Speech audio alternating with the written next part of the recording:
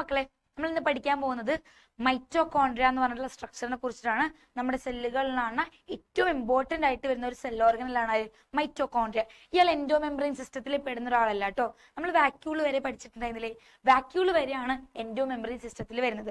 അത് കഴിഞ്ഞിട്ട് വരുന്നതെല്ലാം വേറെ വേറെ സെൽ ഓർഗനൽസ് ആണ്. അതിനകത്ത് ഒന്നാമത്തെ സെൽ ഓർഗനലാണ് മക്കളെ നമ്മുടെ മൈറ്റോകോൺഡ്രിയ എന്ന് പറഞ്ഞ കേട്ടോ. അതാണത് മൈറ്റോകോൺഡ്രിയ. ഓക്കെ, മൈറ്റോകോൺഡ്രിയ ശ്രദ്ധിച്ചു കേൾക്കണം. മൈറ്റോകോൺഡ്രിയയുടെ സ്ട്രക്ചർ നോക്കുകയാണെങ്കിൽ ഇതിന് 2 മെംബ്രെയിൻ ഉണ്ടാവും. ഫസ്റ്റിനെ പഠിക്കുന്നതാണ് മക്കളെ. മൈറ്റോകോൺഡ്രിയക്ക് 2 മെംബ്രെയിൻ ഉണ്ടാവും. പുറത്ത് കാണുന്ന ഈ മെംബ്രെയിൻ നമ്മൾ പറഞ്ഞ പേരാണ് എന്ത്? Outer membrane. ഉള്ളിൽ കാണുന്ന ഈ ഒരു മെംബ്രെയിനെ പറഞ്ഞ പേരാണ് എന്ത്? Inner membrane. 2 മെംബ്രെയിൻ ആണുള്ളത്. ഔട്ടർ മെംബ്രെയിൻ ഉണ്ട്, ഇന്നർ മെംബ്രെയിനും ഉണ്ട്. ഇനി ശ്രദ്ധിച്ചു കേൾക്കണം. ഈ ഇന്നർ മെംബ്രെയിൻ്റെ ഉള്ളിൽ നോക്കിക്കഴിഞ്ഞാൽ നോക്കിയേ, ഈ ഒരു നീല കളേർഡ് ഭാഗം കണ്ടോ നിങ്ങൾ? ഈ ഒരു നീല കളർ ഭാഗം, ഈ ഒരു നീല കളർ ഭാഗം നമ്മുടെ മൈറ്റോകോൺഡ്രിയയുടെ ഇന്നർ മെംബ്രെയിൻ ആണ്. അവിടെ നിറച്ച് എൻസൈംസും പ്രോട്ടീൻസും വേറെ ഒരുപാട് മെറ്റീരിയൽസ് അടങ്ങിയിട്ടുള്ള ഒരു ഭാഗമാണ് ഈ ഒരു ഇന്നർ മെംബ്രെയിൻ എന്ന് വെച്ചിട്ടുണ്ടെങ്കിൽ. ആ ഒരു ഇന്നർ മെംബ്രെയിൻ്റെ ഈ മെറ്റീരിയൽസ് അടങ്ങിയിട്ടുള്ള എൻസൈംസും പ്രോട്ടീൻസും എല്ലാം അടങ്ങിയിട്ടുള്ള ഈ ഒരു ഭാഗത്ത് നമ്മൾ പറഞ്ഞ പേരാണ് മക്കളെ എന്ത്? മെട്രിക്സ് എന്നാണ് പറയേണ്ടത്. എന്താണ് പറയേണ്ടത് മക്കളെ? മെട്രിക്സ്. ഇമ്പോർട്ടന്റ് ആണ് കേട്ടോ. നമ്മുടെ മൈറ്റോകോൺഡ്രിയയുടെ ഏറ്റവും ഉൾഭാഗത്തായിട്ട് കാണുന്ന ആ ഒരു ഫ്ലൂയിഡ് ഫിൽഡ് പാർട്ട്, അവിടെ ഒരുപാട് എൻസൈംസും പ്രോട്ടീൻസും മറ്റുള്ള മെറ്റീരിയൽസും നമുക്ക് കാണാനായിട്ട് പറ്റും. അങ്ങനെ മെറ്റീരിയൽസ് എല്ലാം അടങ്ങിയിട്ടുള്ള ഭാഗത്തിനെ പറഞ്ഞ പേരാണ് മക്കളെ എന്ത്? മെട്രിക്സ്. ഓക്കെ, അതേപോലെ തന്നെ ഇന്നർ മെംബ്രെയിൻ എന്ന് പറഞ്ഞ ഈ ഒരു ഭാഗം ഉള്ളിലോട്ട് ഒരുപാട് എന്തുണ്ടാക്കുന്നുണ്ട്? ഇൻഫോൾഡിങ്സ് ഉണ്ടാക്കുന്നുണ്ട്. ഇൻഫോൾഡിംഗ് എന്ന് വെച്ചാൽ എത്രയേ ഉള്ളൂ ഇതോ. ഓക്കെ, ശ്രദ്ധിച്ചോ മക്കളെ. ഇത് ഔട്ടർ മെംബ്രെയിൻ, ഇതാണ് ഇന്നർ മെംബ്രെയിൻ. ഈ ഇന്നർ മെംബ്രെയിനിൽ നിന്ന് ഉള്ളിലോട്ട് ഇങ്ങനെ ഇൻഫോൾഡിങ്സ് ഉണ്ടാക്കാം. അതായത് ഉള്ളിലോട്ട് ഇങ്ങനെ വളവുകൾ ഉണ്ടാക്കാം, ഫിംഗർ ലൈക്ക് പ്രൊജക്ഷൻസ് ഉണ്ടാക്കാം. ഇത് നമ്മൾ പറയുന്നത് ഇൻഫോൾഡിങ്സ്. അങ്ങനെ ഉണ്ടാക്കുന്ന ഇൻഫോൾഡിങ്ങുകളെ നമ്മൾ പറഞ്ഞ പേര് മക്കളെ എന്ത്? ക്രിസ്റ്റേ എന്നാണ് പറയേണ്ടത്. എന്താണ് പറയേണ്ടത് മക്കളെ? ക്രിസ്റ്റേ. ഇതും ഇമ്പോർട്ടന്റ് ആണ്.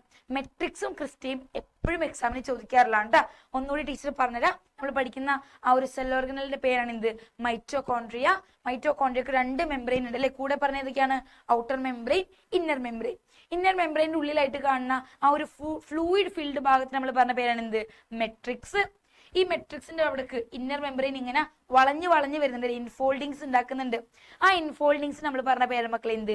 ക്രിസ്റ്റേ. എന്താണ് പറയേണ്ടത്? ക്രിസ്റ്റേ. ഓക്കെ അല്ലേ? ഈ ക്രിസ്റ്റേ എന്തിനാ സഹായിക്കാന്ന് അറിയോ? സർഫസ് ഏരിയ കൂട്ടാനാ സഹായിക്കാം. അതായത് സെല്ലിന്റെ ഉള്ളിൽ സെൽ ഓർഗനലിന്റെ ഉള്ളിൽ സർഫസ് ഏരിയ കൂട്ടാൻ സഹായിക്കുന്ന ആളാണ് മക്കളെ ക്രിസ്റ്റേ എന്ന് വെച്ചിട്ടുണ്ടെങ്കിൽ കേട്ടോ. ജസ്റ്റ് ഒന്ന് വായിച്ചു നോക്കിയേ. മെംബ്രെയിൻ ബൗണ്ട് സ്ട്രക്ചർ ആണ്. 2 കമ്പാർട്ട്മെന്റ് ഉണ്ട് അല്ലേ? ഔട്ടർ മെംബ്രെയിനും ഇന്നർ മെംബ്രെയിനും. ഈ ഇന്നർ മെംബ്രെയിൻ്റെ ഉള്ളിൽ കണ്ടാൽ കുറെ സാധനങ്ങൾ, സബ്സ്റ്റൻസ് അടങ്ങിയിട്ടുള്ള ഒരു ഭാഗത്ത് നമ്മൾ പറഞ്ഞ പേരെന്ത്? മെട്രിക്സ്. അതിൻ്റെ ഉള്ളിൽ ഉണ്ടാകുന്ന ഇൻഫോൾഡിങ്സിനെ പറഞ്ഞ പേരാണ് എന്ത്? ക്രിസ്റ്റേ. ക്രിസ്റ്റേ എന്തിനു സഹായിക്കുന്നു? സർഫസ് ഏരിയ കൂട്ടാനായിട്ടും സഹായിക്കുന്നു. ഓക്കെ, ഇനി നമ്മുടെ മൈറ്റോകോൺഡ്രിയ കേട്ടോ. മൈറ്റോകോൺഡ്രിയനെ അറിയപ്പെടുന്ന ഒരു പേരുണ്ട് അല്ലെ? ഇയാൾക്കൊരു ചെല്ലപ്പേരുണ്ട്. ഇയാളുടെ പേര് മക്കളെ എന്ത്? Power house of the cell എന്ന് അറിയപ്പെടും അല്ലെ?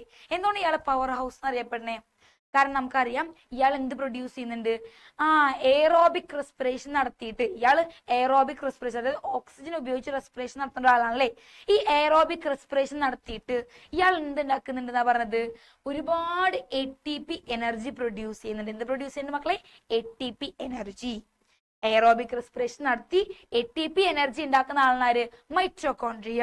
ATP എന്ന് വെച്ചാൽ എനർജി അല്ലേ? ആ എനർജി ഉണ്ടാക്കുന്നതുകൊണ്ട് ഇയാളെ പറഞ്ഞ പേരാണ് എന്ത്? Power house of the cell. എന്താ അറിയപ്പെടേണ്ടത്? Power house of the cell എന്നറിയപ്പെടും. ഓക്കെ, ഇനി അതിൻ്റെ ഉള്ളിൽ നോക്കിക്കഴിഞ്ഞാൽ നമുക്ക് ഈ മെട്രിക്സിനകത്ത് ഞാൻ പറഞ്ഞില്ലേ ഒരുപാട് എൻസൈംസും പ്രോട്ടീൻസും ഒക്കെ കാണുന്നത്. എന്തൊക്കെ സാധനങ്ങൾ അതിൻ്റെ ഉള്ളിൽ കാണുന്നതെന്ന് നോക്കിയേ.